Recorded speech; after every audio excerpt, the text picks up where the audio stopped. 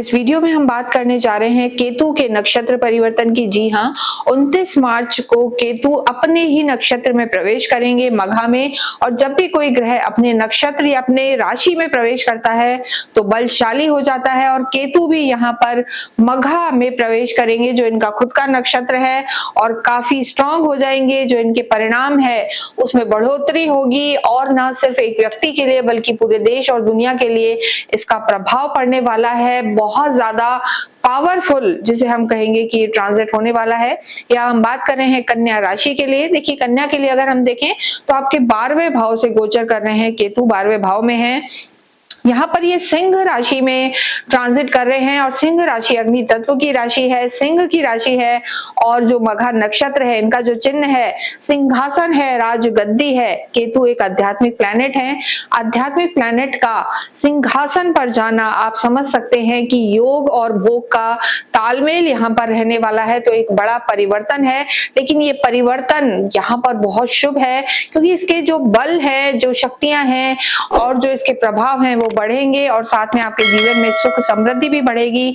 लेकिन नहीं भूलना चाहिए कि हर सिक्के के दो पहलू हैं, यानी कुछ अच्छा होगा तो कुछ बुरा भी होगा। यहाँ पर ओवर थिंकिंग को और गुस्से को कंट्रोल करना है। साथ ही साथ कन्या के लिए हम कहेंगे एक्स्ट्रावेगेंसी, खर्चे यहाँ पर बढ़ने वाले हैं, क्योंकि ये जो स्थान है 12वां घर है, आध्यात्मिक तो स्थान है, मोक्ष का स्थान है, लेकिन व्यय का, एक्सपेंडिचर का, हॉस्पिटलाइजेशन का और हेल्थ का भी ये कहीं ना कहीं स्थान है। यहाँ से बैठ के केतु आपके पंचम को, छठे घर को और 8वें घर को देख रहे हैं। हालांकि माइंडलेस प्लैनेट इन्हें कहा जाता है, माइंडलेस कहें या हेडलेस कहें, क्योंकि माइंडलेस तो हम नहीं कह सकते, क्योंकि केतु की जो इंट्यूशन पावर है वो बहुत है।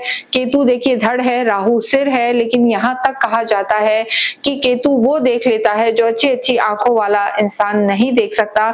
तो केतु डोमिनेंस जिनकी कुंडलियां होती है उनकी इंट्यूशन पावर बहुत अच्छी होती है, आध्यात्मिक होते हैं। और यहाँ पर अगर हम देखें तो केतु की दृष्टियां भी बताई गई हैं शास्त्रों के अनुसार। तो सबसे पहले अगर हम देखें आपके स्वास्थ्य की बात करें तो कन्या राशि को अपने स्वास्थ्य का यहाँ पर ध्यान रख के चलना है, क्योंकि देखिए एक तो केतु आपके 12th हाउस में है, जहां भी होते हैं और जहां दृष्टि देंगे उन प्रभावों को, उन भावों को ये एक्टिव करेंगे और असर डालेंगे। अब बलशाली अवस्था में तो ये और प्रभाव डालेंगे। तो यहाँ पर आपको अपने स्वास्थ्य का ध्यान रखना है, स्पेशली स्टमक से रिलेटेड कोई ना कोई प्रॉब्लम आपको परेशान कर सकती है, किसी तरीके का एडिक्शन बढ़ सकता है, रेस्पिरेटरी ऑर्गन में भी आपको दिक्कत आ सकती है। तो इन चीजों को आपको ध्यान रखना है। और केतु थोड़ा सर्जरी कराने वाले, अलगाव वाले होते हैं, तो यहाँ पर आपको छोटी मोटी सर्जरी भी केतु करा सकते हैं, यानी हॉस्पिटल और हॉस्पिटलाइजेशन पर खर्चा इस समय यहाँ पर हो सकता है। लेकिन ये हम जरूर कहेंगे कि जो प्रभाव है, जो पहले लंबे समय से हो रहा था कि आपकी कोई बीमारी डायग्नोज ही नहीं हो रही थी, तो यहाँ पर केतु आपको क्लैरिटी देंगे और उसका फिर ट्रीटमेंट भी होगा। तो स्वास्थ्य का कन्या राशि को अवश्य ध्यान रखना है। इसके साथ ही हम लव लाइफ की बात करें तो देखिए लव लाइफ के लिए स्थितियां आपके लिए बेहतर है, लेकिन आपको थोड़ा सा अपनी वाणी का ध्यान रखना होगा और लॉयल रहना होगा अपने पार्टनर से। यानी सामने कुछ पीछे कुछ, ये स्थिति अगर आप रखेंगे तो केतु यहाँ पर दंड देने में भी पीछे नहीं हटते हैं, क्योंकि एक सौम्य प्लैनेट है और ये सही गलत पर बहुत ज्यादा ध्यान देते हैं। तो ऐसी स्थिति में कन्या राशि को लव लाइफ तो यहाँ बेहतर होगी, लेकिन आपको एक क्लैरिटी रखनी पड़ेगी, और जो आपकी भाषा है, जो आपका एक हम कहेंगे कि एग्रेशन है, उसे कंट्रोल करके रहते हैं तो लव लाइफ बेहतर होगी। वैवाहिक जीवन की बात करेंगे तो स्थितियां बेहतर है, यहाँ पर आपके जीवन में सुख बढ़ेगा, वैवाहिक जीवन में बॉन्डिंग बढ़ेगी। लेकिन देखिए यहाँ पर अगर किसी के लीगल इशू चल रहे हैं या पैतृक कोई इशू चल रहे हैं तो वहां पर थोड़ा सा दिक्कत का सामना करना पड़ सकता है, क्योंकि केतु मघा के जो स्वामी हैं वो पितृ हैं, तो पितरों के आशीर्वाद मिलने यहाँ पर जरूरी है। केतु की दृष्टि आपके सुख भाव पर है, तो वो लंबे समय से कोई व्हीकल लेना चाह रहे थे, कोई गाड़ी, कोई घर या घर में रेनोवेशन कराना चाह रहे थे, तो ये स्थिति केतु की यहाँ पर रह सकती है, आपको लाभ हो सकता है।